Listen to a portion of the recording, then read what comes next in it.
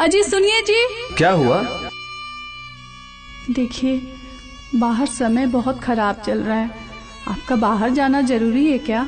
अरे पगली, हम बाहर जाएंगे नहीं, कमाएंगे नहीं तो गाड़ी और घर का किस्ती कैसे जमा होगा? अच्छा, मतलब आपसे बढ़ के मेरे लिए रुपया है का? तुम चिंता मत करो, हम शाम में मिलते हैं। अच्छा बाय। ठीक है, बाय।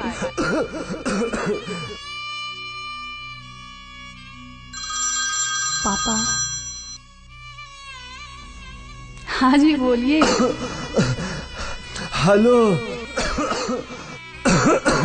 क्या हुआ जी? हम हॉस्पिटल में हैं। हॉस्पिटल? हम कोरोना पॉजिटिव कोरोना हो गए हैं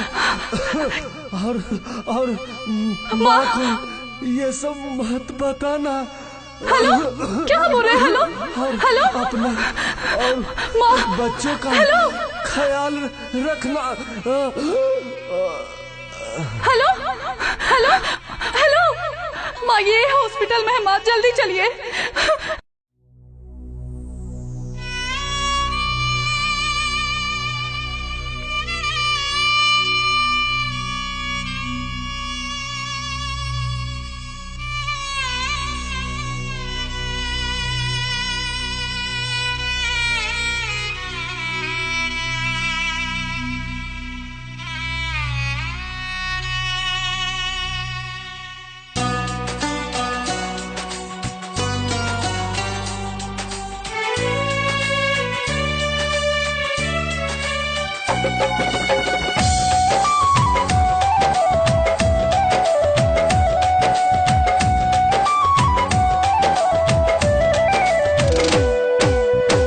दुश्मन करो नवा लेत बाबे जनवा दिले बताबाही मचाए।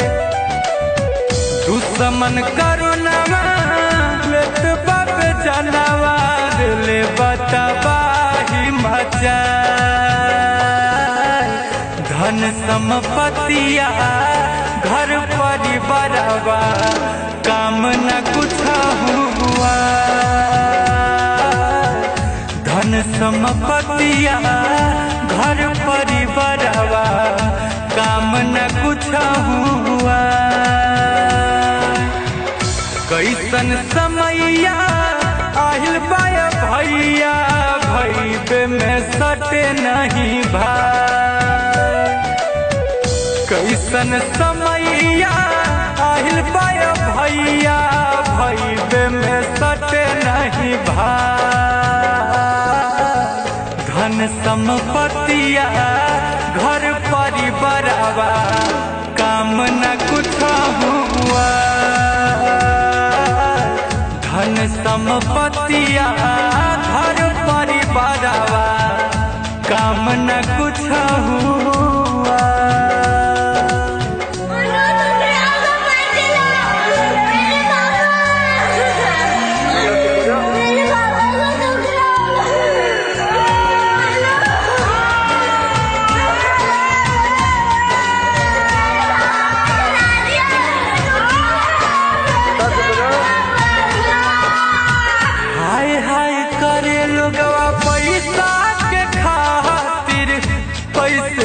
करे गुमान हो महलया तारी रुपया रह जाई धरले जाई जब शरीर शमशान हो।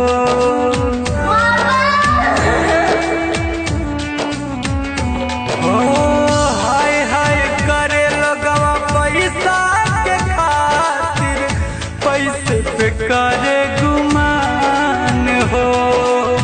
महलया तारी रुपया रह जाई धरले जाई जब शरीर शमशान हो। पैरवी पहुँच चाहे के तनो लगाई बा चली ना कवनो पार।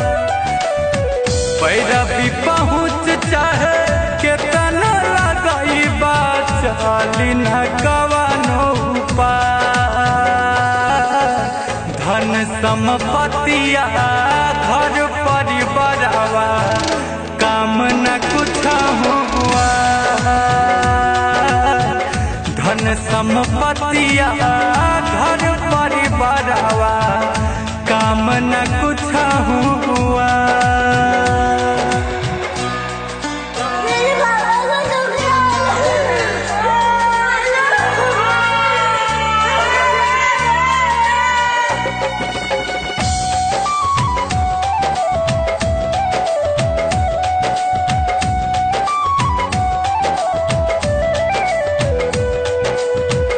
बीबी बच्चा दुरही से रोवे छुए नहीं मृत शरीरिया।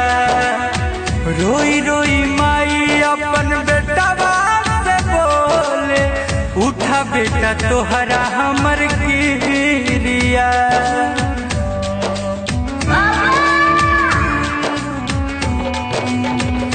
बीबी बच्चा दुरही नहीं मृत शरीरिया। रोई रोई माई अपन बेटवा से बोले उठा बेटा तोहरा हमर गिरिया। अमन लबेला गुंजन मारू सबका के समझा। अमन लबेला गुंजन शिशिर सबका के समझा। धन संपत्तिया घर परिवारवा काम न कुछ हुआ। धन संपत्तिया घर परिवारवा काम न कुछ हुआ।